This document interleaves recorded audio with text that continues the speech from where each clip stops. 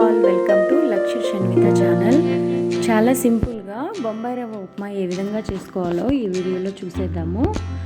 ముందుగా 1 కప్ బొంబాయి రవ్వ తీసుకొని మీడియం ఫ్లేమ్లో ఒక 5 మినిట్స్ ఫ్రై చేసుకోవాలి. దీనిని వేరే ప్లేట్లోకి తీసుకోవాలి.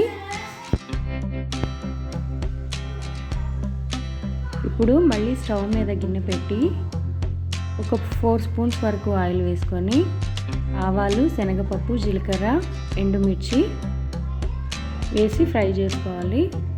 దీనిలో అల్లం ముక్కలు, ఆనియన్, పచ్చిమిర్చి, కరివేపాకు కూడా వేసి ఫ్రై చేసుకోవాలి. 1 కప్పు రవ్వకి 4 కప్పుల వాటర్ని పక్కన స్టవ్ మీద బాయిల్ చేసుకొని ఈ వాటర్ ఈ తాలింపులో యాడ్ చేసుకొని ఈ వాటర్ మరుగుతూ ఉన్నప్పుడు రుచికి తగినంతగా ఉప్పు యాడ్ చేసుకొని మనం ఫ్రై చేసుకున్న బొంబాయి రవ్వ కూడా వేసి ఉండలు లేకుండా కలుపుకోవాలి. ఇది ఇలా దగ్గరికి అవుతూ ఉంటుంది. ఇది దగ్గరికి అయినప్పుడు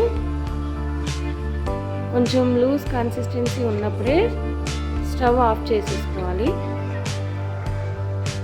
సో ఇప్పుడు మూత పెట్టి మనకు కావాలంటే కొత్తిమీర కూడా యాడ్ చేసుకోవచ్చు. ఒకసారి మొత్తం కలిపి సర్వింగ్ ప్లేట్లోకి తీసుకోవాలి.